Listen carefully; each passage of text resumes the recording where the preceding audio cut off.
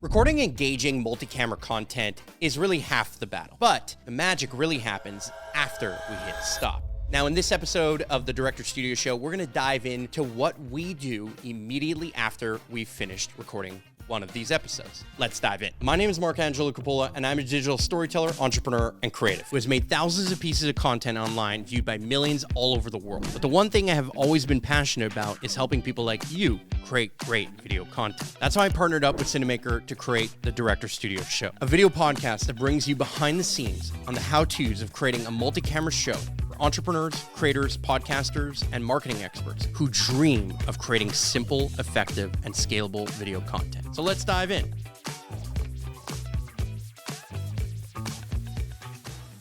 Okay, so if you're a fan of this show, you know that when we hit record on this long format show, there's quite a bit of stuff that happens after we hit stop. Now, again, in this episode, we are going to show you that process and what it looks like because it is fairly extensive. It isn't just a question of hitting record and publishing this 100% as is. Now, we do that from the long episodes perspective, but we do have a process for siphoning down and creating micro content or, clips, reels, shorts, all that kind of stuff with these episodes, as well as how we use the Cinemaker editor, which I'm going to show you for the first time ever in this show, to help us make this process as smooth as possible so that the post-production work is minimized and our speed from going from record or ending the record to publish is as fast as possible. So the first thing that we do when it comes to using Cinemaker as a tool is we use the actual Cinemaker editor. So again, I've got this demo computer right under me here, and you're seeing the screen you're seeing the screen share on screen, and you're seeing a kind of a demo recording of something that we created at one point when we were making this show. So normally, if you wanted to edit in the Cinemaker editor, which directly functions in-app and comes with the programmer with the software directly, or if you want to bring this to another editor, that's, you could do that as you will. But I like to use the Cinemaker editor for this one particular reason. The Cinemaker editor uses two very interesting formats that I particularly like. There are a couple more. There's what is called cut mode, there's what is called roll mode, and then there's what is called instant edit mode. Now, I like to use roll mode and I like to use instant edit mode for two different reasons. The first is roll mode over here. And that rolling edit mode to me is incredibly useful when you're missed a cut or when you would want to change a cut from one camera to the next. Now, roll edit is so simple because it's as simple as watching and redeciding whether or not you would want to cut to a different angle or different camera, screen share, or whatever other asset that you would want to bring up in. Now, this enables you in Cinemaker to do this in multiple ways. You've got the cameras that you can change, you've got the audio that you could change, and you've got the media layers that you could change. So I've got a media layer on here. I'm going to want to turn that off, and then I'm going to want to kind of change these different pieces, but I only want to change the camera cut. Now, why would I maybe want to do that? Let's envision a scenario where I'm recording a podcast and I have a guest and I'm saying something that's particularly interesting. And of course, Kyler would choose in that moment to be recording me because I'm the person speaking. But let's imagine that guest has an amazing reaction to something that I said, and we didn't cut to that guest's reaction in the live editing portion of our production. Meaning, while we were watching it, Kyler decided to record on me, but he didn't necessarily cut to that guest reaction, which we know has a big impact when it comes to making social media content. So the only thing you would need to do is go into this roll mode and watch the recording that you created live. And you would hit this record button over here. So it's an overwrite button, so to speak. And while you're watching, you would be able to switch to the different camera angles. You'd be able to switch and make those cuts. Now, even if you're not an editor, you can make those cuts. You can make this function by just clicking in the exact same way that you were live editing to begin with. So this is incredibly useful to not having to do this in post-production where you'd have to download all the files and make all these cuts later. So I particularly find this very, very, very simple, very, very, very easy. Now, if you were like us, right, Kyler often does time codes while we're recording. He's kind of taking notes in the background. one of the other things you might realize is you might have missed a cut halfway through an entire podcast. And that's where you'd want to use something like instant mode. Instant mode says, oh, I know that at 23 minutes, we missed that cut or we missed that reaction, or I was paying attention to what Marc was saying that I forgot to switch to the guest at that moment. You would scroll to that point, create an instant cut, and then make that change. Now, I just did an instant cut right over here that changed the entire podcast to be this one angle. And I can undo or redo those different changes as we go. Now, I can go way deeper into how all the editing tools and software elements of how Cinemaker works, but I don't want to go that far.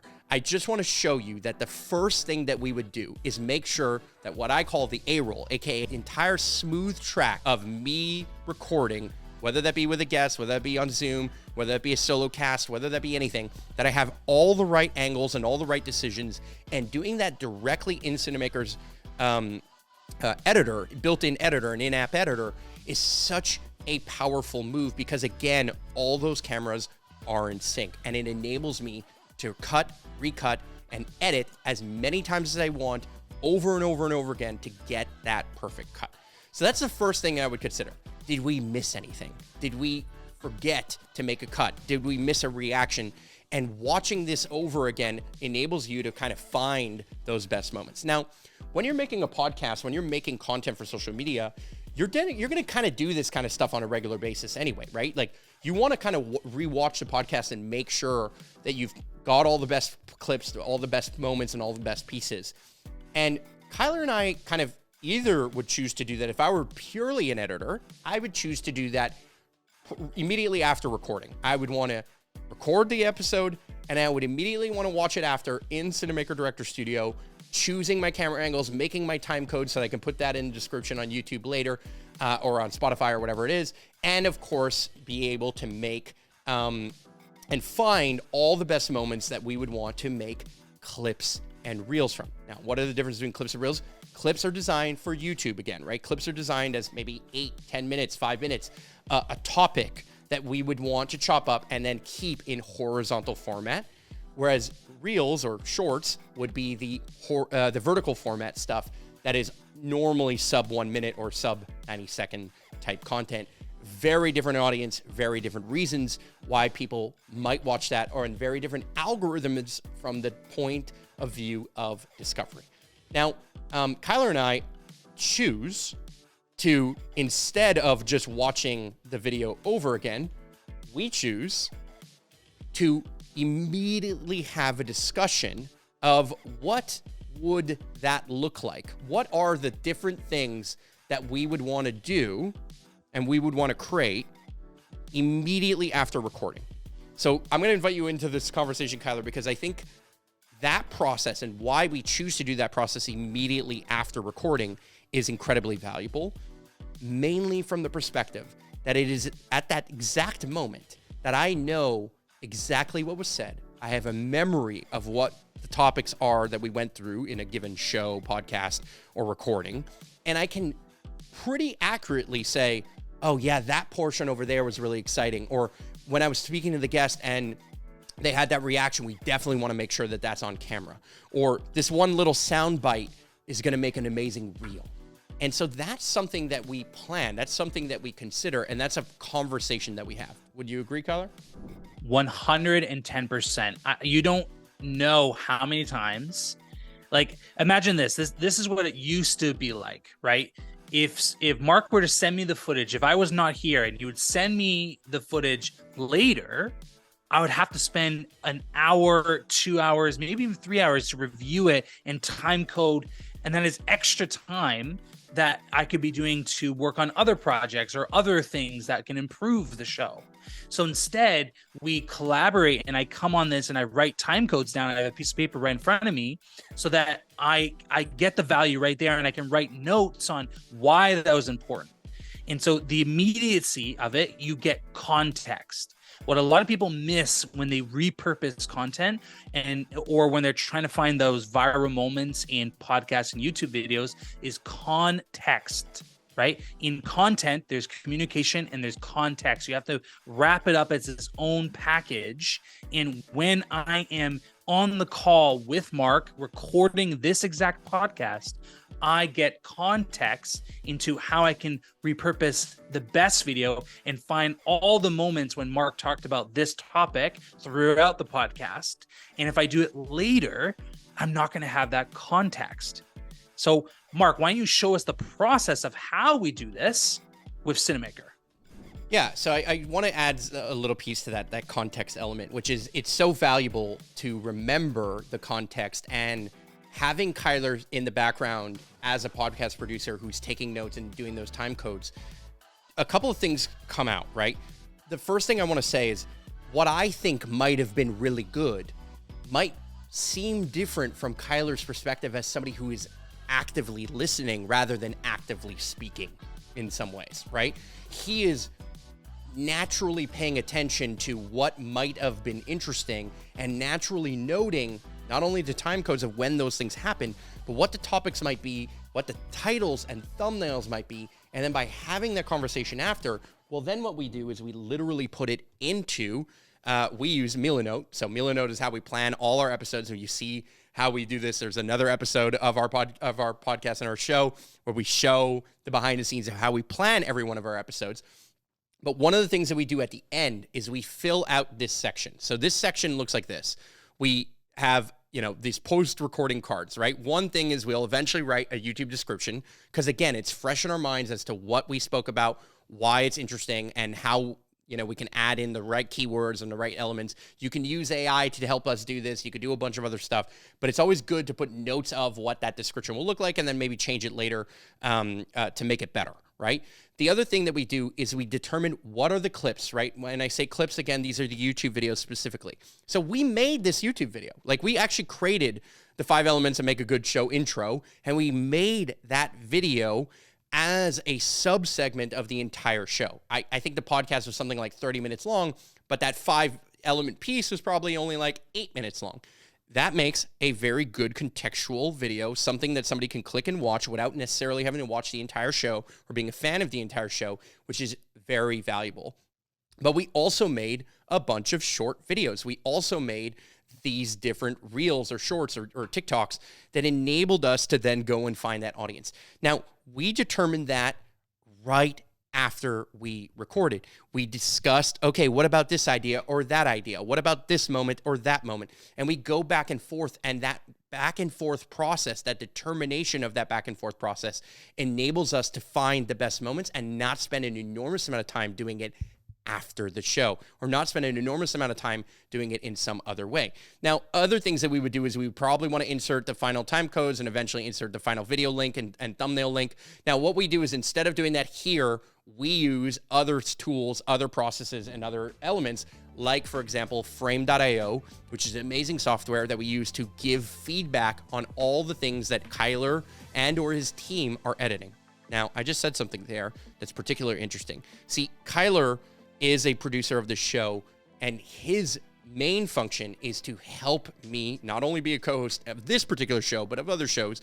He's there to capture and figure out what are the best moments and make all of this sub-content. But if he's doing that for many, many, many shows, over time, he runs out of time and editing time. So we obviously hand this off to other editors, and I'm going to let him explain his 10-step process on how he does that, what tools he's using, and what that makes and what that looks like. So in order to go from a raw video into a finished product, which is a video that lives on YouTube, or a vertical or short that lives on Instagram Reels, TikTok, or YouTube Shorts, we need to follow a process. And so I've designed a 10-step process to help you understand how you can go from a raw video to that finished product that's living on the internet, on social media. So let me minimize my screen and I'll walk you through this 10-step process. So at my company, Make It Happen Productions, where we help shows make it happen with their video content, we follow this process, right? And before I dive into it, I'm just going to highlight some of the color coordinates things to make it easier so you understand. So black is the client, yellow is the editor, the purple is the manager, the green is the social media manager, and the orange is the designer, okay? Very important. So if I zoom in here and we look at long form content workflow, this is where we're going to start. So traditionally, what I have set up is a video request form. So any client that is requesting a video to be edited, they would use the video request form. Now, because I am a part of the Director Studio show, we don't follow that first step of the process because, I'm involved in it. But usually they would submit a request form that gets tracked into our project management system. Okay. We use the platform ClickUp, but this would work in any project management system, Monday.com, Asana, whatever you use. You just need to track what you are trying to do. And so there are 3 different people that's going to be assigned this one task. The first person, of course, is the editor who will be editing the video. The second person is the graphic designer who will be designing the graphics and the thumbnails that you're seeing on YouTube. And then the social media manager, and they all have different and important functions, right? So it's important that the editor, of course, edits the video, right? So they need to be assigned that task.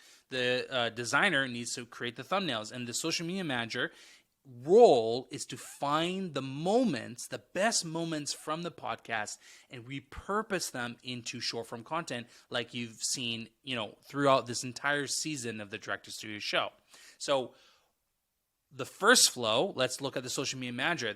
They review the content, they find the clips, and they decide on what is going to be actual videos that are living on TikTok, YouTube Shorts, and Instagram, and they will put those into the project management system, and that will be its own workflow, right? And now there'll be a new editor assigned to that specific task, and they'll follow the workflow. And the graphic designer is the same thing. They watch the content, they look at the description, right? We'll have copy of the video, right? And they can use that to design a thumbnail that the client can then see.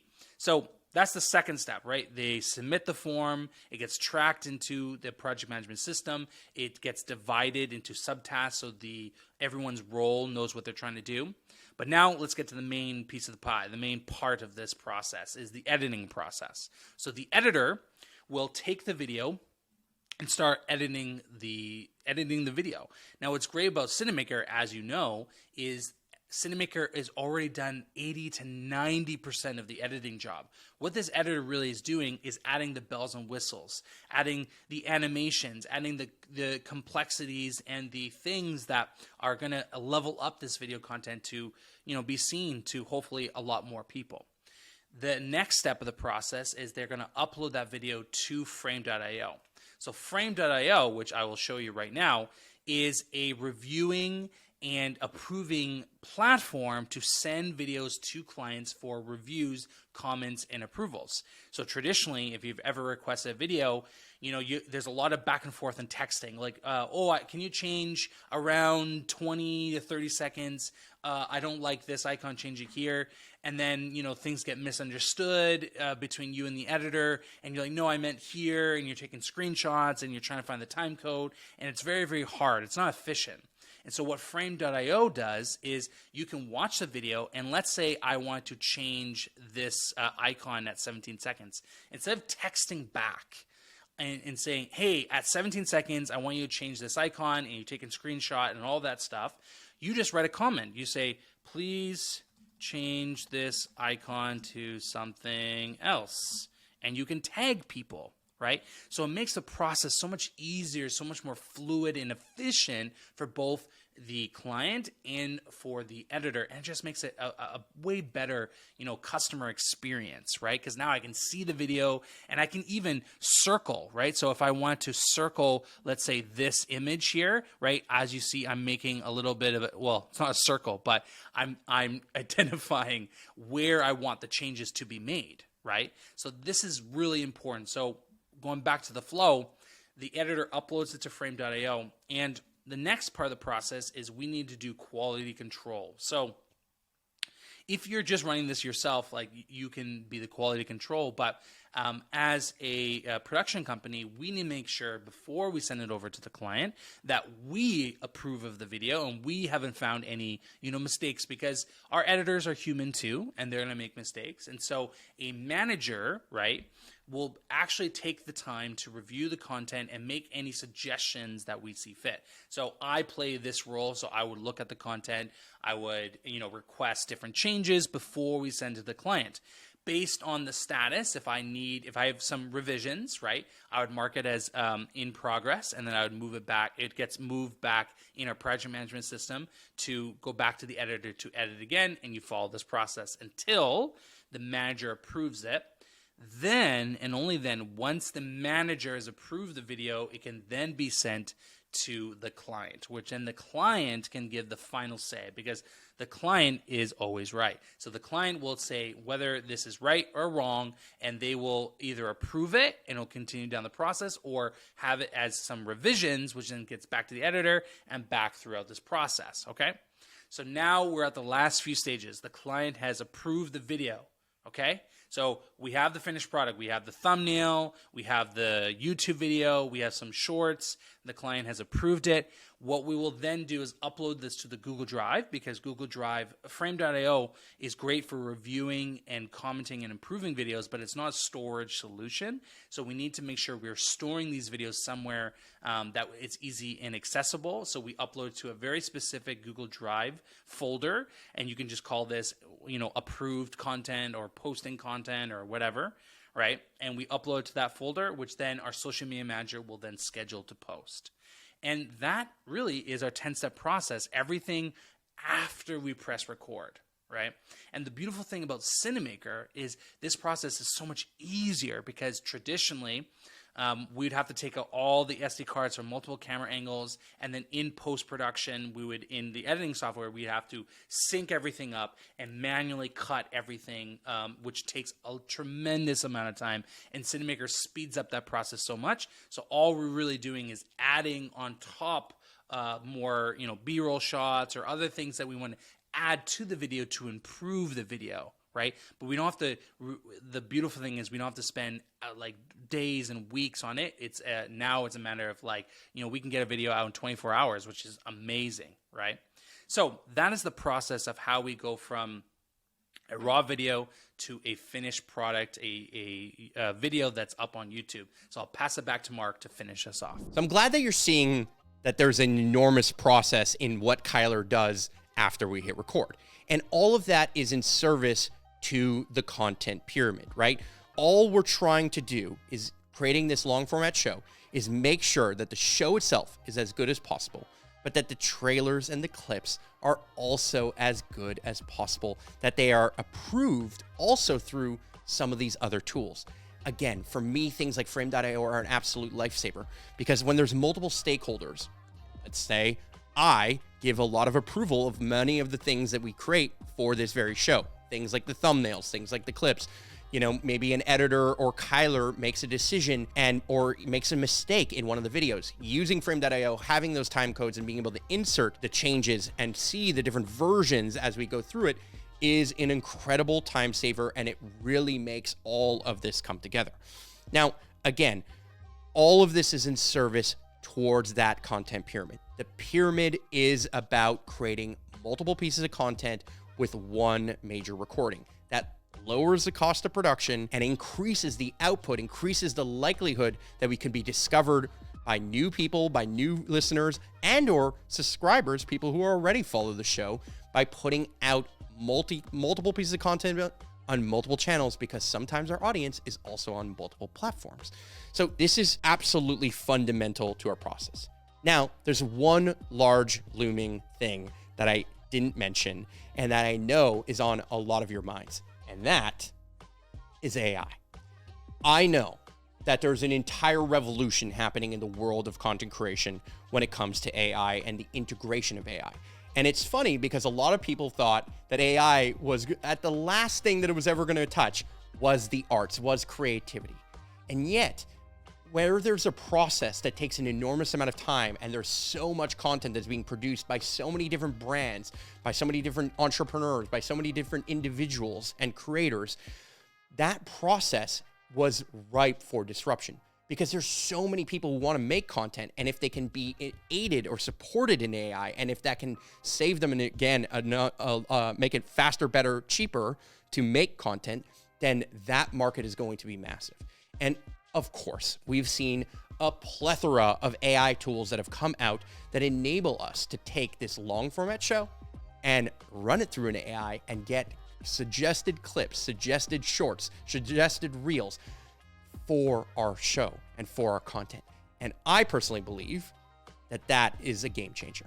Now, if you want to hear my thoughts on some of the AI tools that I've tried and used, well, you're going to have to tune into next episode, because we're going to dive into a few different tools that we've used and my total thoughts on where it's at, whether you should use it, whether it's worth it, and how effective it really is. So I'll see you in the next episode.